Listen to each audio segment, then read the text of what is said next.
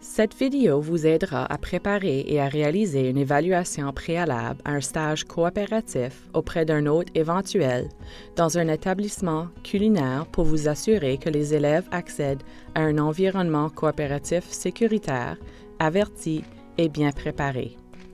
Avant d'effectuer une évaluation préalable à un stage, prenez soin de vous familiariser avec les questions et les formulaires requis en prévision de votre rencontre. Présentez-vous à votre lieu de rencontre à l'heure, muni de toute la documentation administrative nécessaire. Il est important d'établir un rapport positif avec l'hôte de la communauté. Prenez soin de saluer le mentor au moyen d'un bon contact visuel, d'un sourire et d'une poignée de main.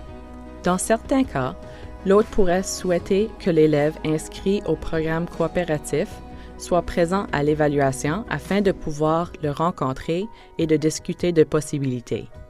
L'hôte de la communauté prend parfois seulement une décision au sujet d'un élève après l'avoir rencontré. Après les présentations initiales, prenez quelques minutes pour vous asseoir en compagnie de l'hôte de la communauté afin de répondre à ses questions et de passer en revue la documentation administrative.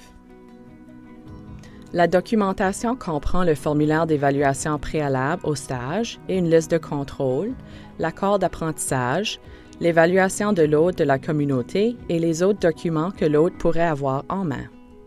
Le formulaire d'évaluation préalable au stage peut fournir beaucoup de renseignements au sujet de l'emplacement de l'hôte et préciser si l'emplacement en question sera un endroit convenant bien à votre élève. Il s'agit par ailleurs du moment parfait pour poser des questions sur les types d'expériences de travail qui pourraient être offerts à l'élève, les tâches qui pourraient être exigées de celui-ci et les compétences qu'il pourra acquérir. Vérifiez quelles seront la diversité et la portée des activités d'apprentissage. Demandez si l'élève aura besoin d'une formation particulière avant d'être autorisé dans les locaux. La sécurité et la sensibilisation de l'hygiène et aux techniques de manipulation des aliments sont par exemple essentielles quand on travaille dans une cuisine. Votre hôte fournira-t-il une part de la formation nécessaire? Si l'élève a déjà suivi l'un des cours de sécurité requis et a été agréé, signalez-le à votre hôte. Posez des questions au sujet de l'équipement de protection individuelle, EPI, de la tenue vestimentaire et de l'aspect extérieur. Les employés doivent-ils porter un uniforme ou certains articles de sécurité, comme une veste à manches longues, un tablier et un filet à cheveux? Des chaussures de sécurité, comme des chaussures antidérapantes, seront-elles requises?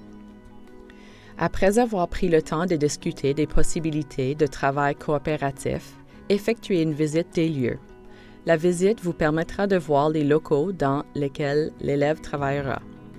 Vérifiez les dangers pour la sécurité présents et posez des questions sur ce qui ne vous paraît pas clair. Le travail dans une cuisine ne nécessitera par exemple pas seulement le port de chaussures antidérapantes et d'un filet à cheveux, mais également un degré élevé de son personnel du risque à proximité des surfaces brûlantes, d'objets aiguisés et de mouvements constants. Après votre visite, prenez le temps de signer les documents qui pourraient nécessiter votre signature ou celle de votre hôte.